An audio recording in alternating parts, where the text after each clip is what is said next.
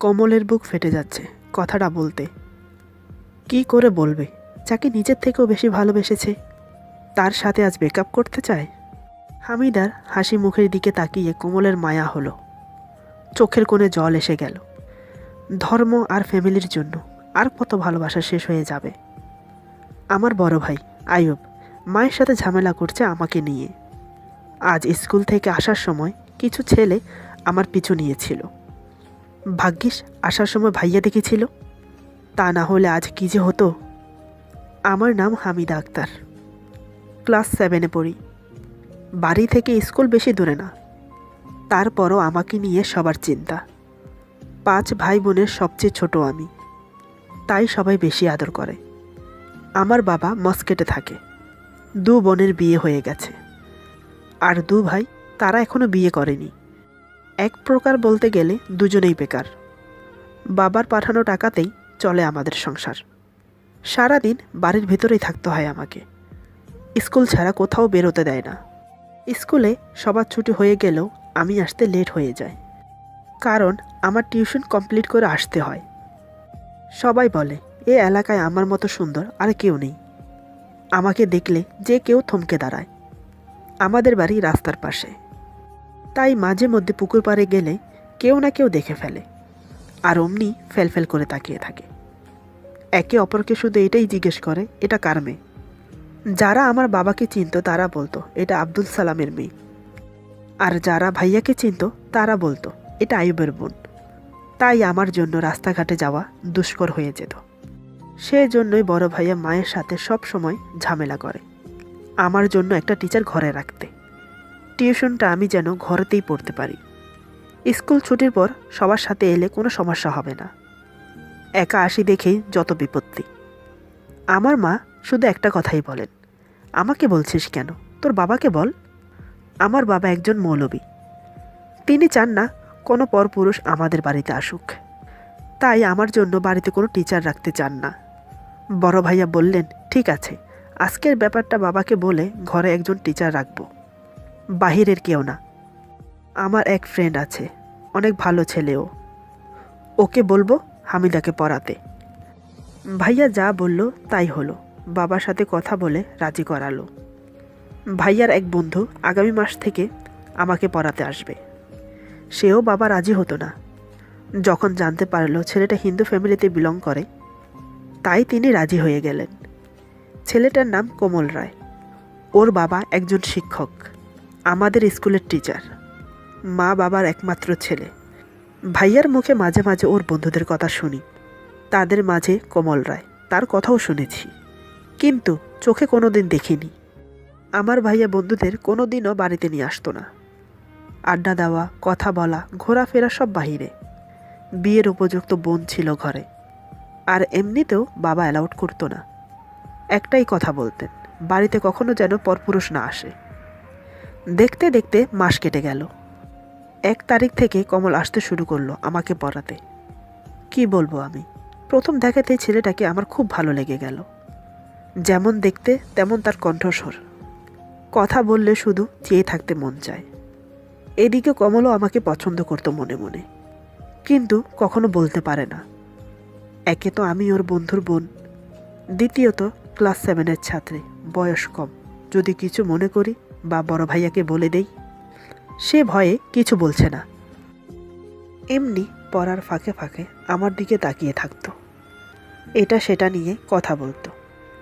একদিন আমাকে প্রশ্ন করলো, আচ্ছা হামিদা, তুমি কি কারোর সাথে প্রেম করো? আচানক এমন প্রশ্ন শুনে রীতিমতো আমি ঘাবড়ে যাই, কারণ প্রেম তো দূর, কারোর সাথে দাঁড়িয়ে কথা পর্যন্ত বলতে পারি না।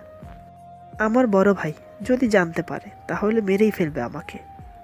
আমি মাথা নিচু করে বললাম না। কমল বলল, এমনিতে কেউ তোমাকে প্রেমের প্রস্তাব দেয়নি, এখানে বা স্কুলের কোনো ছাত্র? আমি মনে মনে ভাবছি ভাইয়া মনে হয় এগুলো জিজ্ঞেস করতে বলেছে। এমনিতেও অনেক ছেলে আমাকে প্রপোজ করেছিল, কিন্তু আমি রাজি হইনি। এখন যদি বলে দেই তাহলে হয়তো ভাইয়াকে বলে দেবে। আমি কিছু বলছি না দেখে কোমল আমাকে আবার বলল, কী ব্যাপার, কিছু বলছো না যে? আমি আবার বললাম না। কোমল এবার বলল, তোমাকে একটা ব্যক্তিগত প্রশ্ন করি, উত্তর দেবে তো? আমি বললাম, কি বলুন, জানা থাকলে অবশ্যই বলবো। কমল এবার আমতামতা করে বলল, মানে বলছিলাম তুমি কি কখনো প্রেম করবে না? আর তোমার কাউকে পছন্দ হয় না? কিছু মনে করো না, এমনি জানতে ইচ্ছে হলো তাই প্রশ্ন করে ফেললাম। ওর প্রশ্নের কি উত্তর দেব? আমার যে ওকে পছন্দ। কি করে বলবো আমি আপনাকে পছন্দ করি? কথা এড়িয়ে যাওয়ার জন্য বললাম, আপনি বসুন, আমি ভেতর বাড়ির থেকে আসছি। এই বলে আমি চলে এলাম ওর জন্য চা নাস্তা নিয়ে যেতে। কমল বুঝতে পারল ওর কথায় আমি লজ্জা পেয়েছি, তাই আর কোনো প্রশ্ন করল না। চুপচাপ নাস্তা খেয়ে চলে গেল সেদিনের মতন। ওই দিন আমি রাতে শুয়ে শুয়ে কোমলের কথা ভাবছি। আজ হঠাৎ এই প্রশ্নগুলো কেন করলো? ও কি নিজে থেকেই করেছে, নাকি ভাইয়া ওকে বলেছে করার জন্য? কাল আসলে বরং জিজ্ঞেস করে নেব। কাল ঠিক যথাসময়ে কমল আসলো। কমল আসার ঠিক কিছুক্ষণ পর আমার আম্মু চাচিদের ওখানে যাচ্ছি বলে বেরিয়ে গেলেন। ঘর পুরো ফাঁকা, আমি আর কমল ছাড়া কেউ নেই। বুকে সাহস নিয়ে কমলকে আমি জিজ্ঞেস করলাম, কাল আপনি আমাকে ওইসব কথা কেন জিজ্ঞেস করেছেন? নিশ্চয়ই বড় ভাইয়া আপনাকে বলেছে জিজ্ঞেস করার জন্য। কিছুক্ষণ চুপ থেকে কমল বলল, না, তোমার ভাই আমাকে কিছুই বলে নাই জিজ্ঞেস করতে। আমি নিজে থেকেই তোমাকে জিজ্ঞেস করেছিলাম, কাল তুমি আমার লাস্ট প্রশ্নের উত্তর দাওনি কেন? আজ কি সেটা জানতে পারি? আমি বললাম, আমার কথা ছাড়ুন, আপনি বলেন তো, আপনি কি কাউকে ভালোবাসেন? কমল মনে মনে এটাই আশা করেছিল যে আমি ওকে জিজ্ঞেস করি। আর কিছু না ভেবে কমল বলল, হ্যাঁ, আমি একজনকে ভালোবাসি, তবে সেটা মনে মনে প্রকাশ করতে ভয় পাই। যদি সে রাজি না হয় তখন আরেক বিপদে পড়ব। আমি বললাম, ভালোবাসলে সেটা প্রকাশ করতে হয়। কে জানে, হয়তো সে আপনাকেও ভালোবাসে, ট্রাই করতে পারেন একবার বলে দেখেন কি হয়। আমার মনটা মুহূর্তের মধ্যে ভেঙে গেল। কমল অন্য একজনকে ভালোবাসে, আমাকে না। কমল বলল, ঠিক আছে, তোমার কথা অনুযায়ী আমি বলবো আমার মনের কথা। ও লক্ষ্য করল আমি গম্ভীর হয়ে বসে আছি। এমনিতে বাসায় কেউ নেই, এই সুযোগটা হাতছাড়া করতে চায় না। অতএব আমার সামনে হাঁটু গেড়ে বসে হাত বাড়িয়ে দিয়ে বলল, আই লাভ ইউ। সেই প্রথম দেখাতেই তোমাকে আমার ভালো লেগেছে। ধীরে ধীরে কখন যে তোমাকে আমি ভালোবেসে ফেলেছি নিজেও জানি না। সত্যি বলতে ভয় বলতে পারছিলাম না। তুমি যদি সবাইকে বলে দাও এই অধম তোমার প্রেমের পাগল, যদি গ্রহণ করো তাহলে আমার ভালোবাসা সার্থক হবে। আমি তো অবাক, হাঁ করে তাকিয়ে আছি। কি বলবো মাথায় আসছে না। মনে মনে যে খুশি হয়নি তা কিন্তু নয়, আনন্দ উল্লাসে লাফাতে ইচ্ছে করছে। কমল তখনও হাত বাড়িয়ে বসে আছে। আমি চুপ করে আছি দেখে বলল, কি হলো, আমার ভালোবাসা অ্যাকসেপ্ট করবে না? তখন মাথায় আসছিল না আমরা যে দুইজন দুই জাতে বিলং করি। ধীরে ধীরে আমি আমার হাতটা ওর হাতের উপরে রাখলাম। তৎক্ষণাৎ কমল আমার হাতটা চেপে ধরল। তারপর অপর একটি হাত আমার হাতের উপরে রেখে বলল, এই হাত কখনোই ছাড়ব না, সারা জীবন এভাবে ধরে রাখব, কথা দিলাম। হঠাৎ দরজা খোলার শব্দ শুনতে পেয়ে কোমল আমার হাত ছেড়ে দিয়ে চেয়ারে উঠে বসল। আমি একটু মুচকি হাসলাম ওর কাণ্ড দেখে। দেখলাম আম্মু এসেছে। তিনি আসার পর কমলকে নাস্তা দিলেন। সেদিন থেকে শুরু হলো ওর আর আমার প্রেম কাহিনী। আমরা দুজন ভুলে গিয়েছিলাম দুজনেরই ধর্ম আলাদা, প্রেমের সাগরে ভাসছি দুজন। কমল প্রতিদিন আসার সময় আমার জন্য একটি করে গোলাপ ফুল নিয়ে আসতো, কারণ ওর নিজের বাগান ছিল। একদিন আমার বড় ভাইয়ের সামনে বলল, আচ্ছা হামিদা, তুমি কি ফুল পছন্দ করো? আমি কি বলবো ভেবে পাচ্ছিলাম না, কারণ আমার ভাই সামনে বসে আছে, তাই আমি চুপ করে আছি। কমল আবার বলল, কি ব্যাপার, তোমার ফুল পছন্দ না? বুঝতে পারলো আমি ভাইয়ার ভয়ে কথা বলছি না। তারপর আমার ভাইয়ের উদ্দেশ্যে বলল, কী রে আয়ুব, তুই কিছু বল ওকে, তোর ভয় তো কথাই বলছে না। তারপর ভাইয়া সম্মতি দিলে আমি বললাম, হ্যাঁ, ফুল আমি খুব পছন্দ করি। কোমল বলল, তাহলে তো আর কোনো সমস্যাই নেই, আমার বাগানে অনেক রকমের ফুল ফোটে। তুমি তো যেতে পারবে না, একটা কাজ করি, আমি রোজ নিয়ে আসবো তোমার জন্য। তারপর থেকে প্রতিদিন ফুল নিয়ে আসতো। এটা শুধু একটা অজুহাত ছিল আমাকে ফুল দেওয়ার জন্য। আমার ভাই বুঝতেই পারল না। এভাবে আমরা একে অপরের কাছে আসতে শুরু করি। আমাকে টিউশন পড়াতে আসলে মুখে হয়তো আমাদের কথা হতো না, কিন্তু ইশারাতে কথা হতো। সুযোগ পেলে আমার হাত ধরতো। আরেকটা অভ্যাস ছিল ওর, আসা মাত্রই আমার পায়ের উপরে পা রেখে বসতো। কেউ টের পেত না, টেবিলের নিচে অন্ধকার থাকতো, তাই কেউ ওই দিকে ধ্যান দিত না। যখন আমার মা বাইরে চলে যেত তখন কোমল আমাকে জড়িয়ে ধরত, ওর কোলে বসিয়ে আমাকে পড়াতো। একদিন আমি ওকে প্রশ্ন করলাম, আপনি আমি আলাদা জাতের, আমাদের ফ্যামিলি মেনে নেবে? কমল বলল, এটা পরের ব্যাপার, দেখা যাবে তখন, এখন শুধু ভালোবাসার সময়। এই বলে কমল আমাকে জড়িয়ে ধরল। আমাদের ভালোবাসার 1 বছর হতে চলল।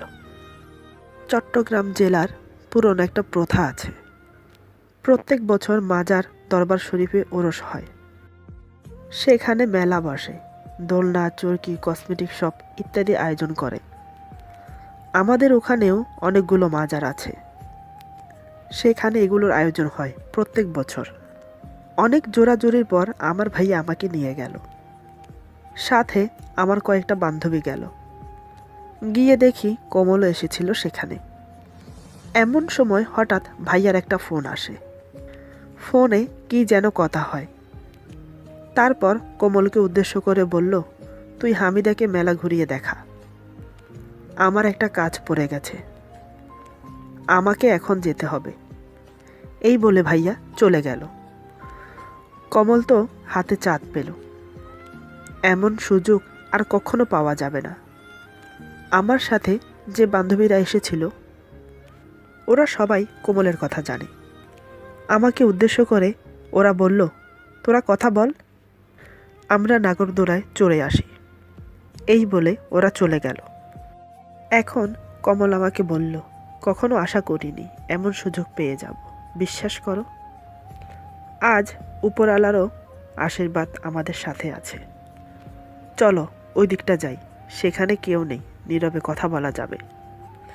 মেলা থেকে একটু আউটসাইডে গিয়ে আমরা দুজন কথা বলা শুরু করলাম।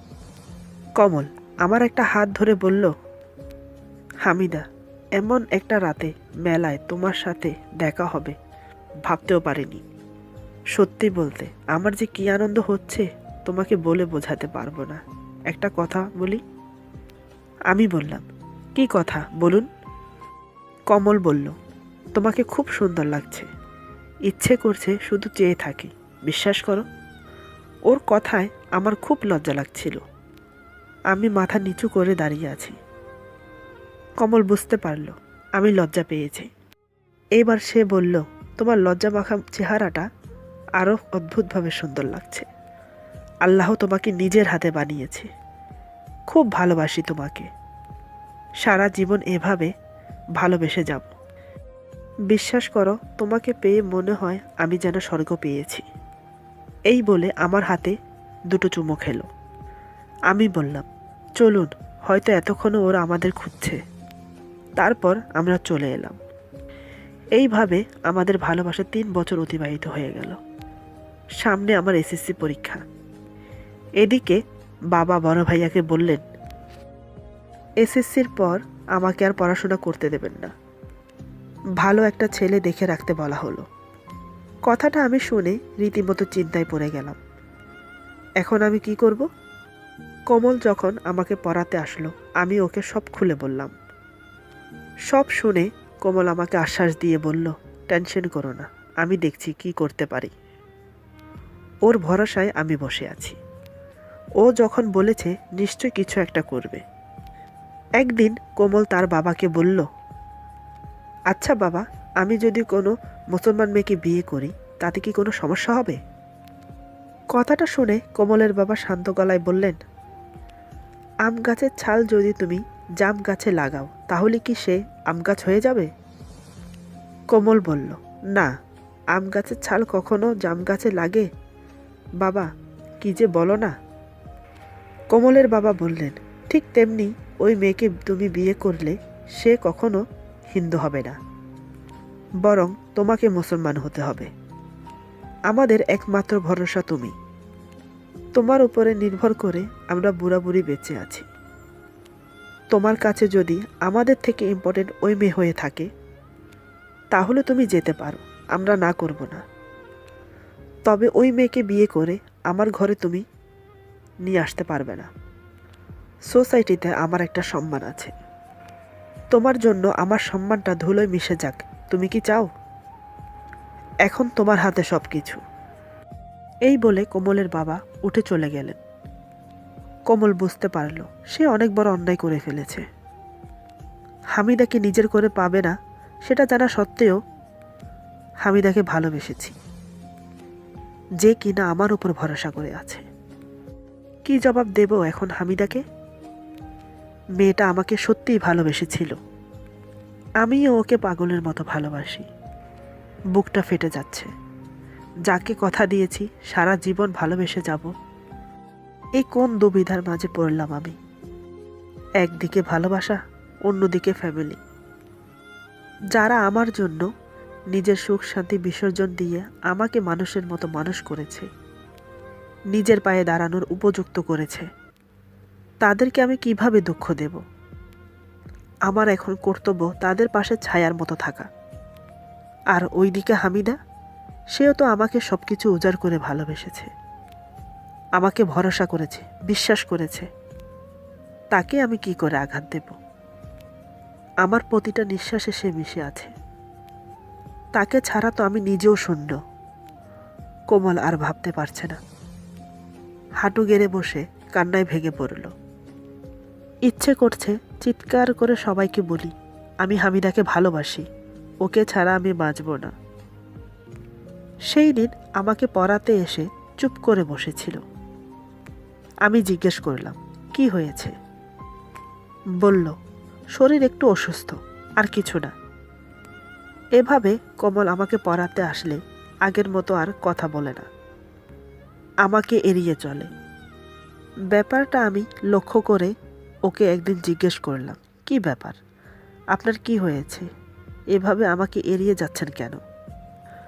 আমি কি কোনো অন্যায় করেছি?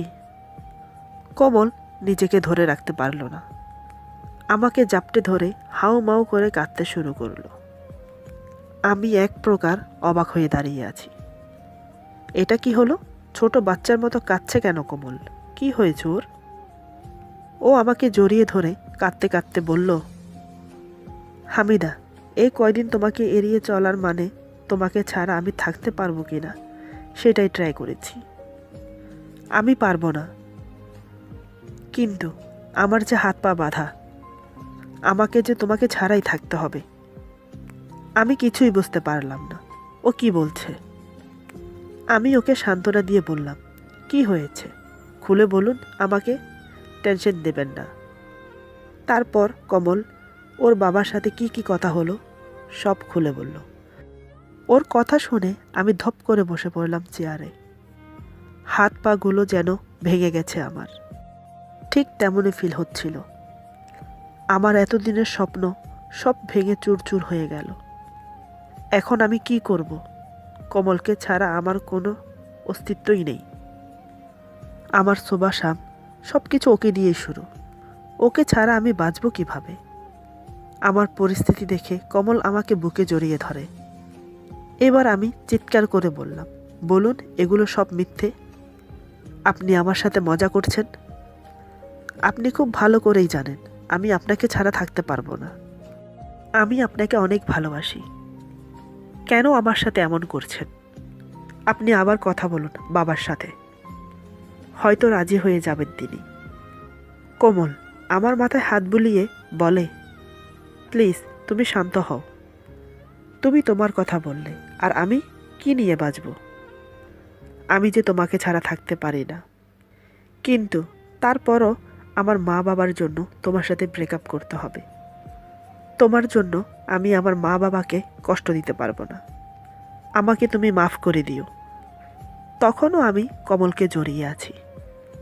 এবার আমি ওকে ছেড়ে দিয়ে রাগিত সুরে বললাম, আপনি জেনে শুনে আমার সাথে এমন করেছেন।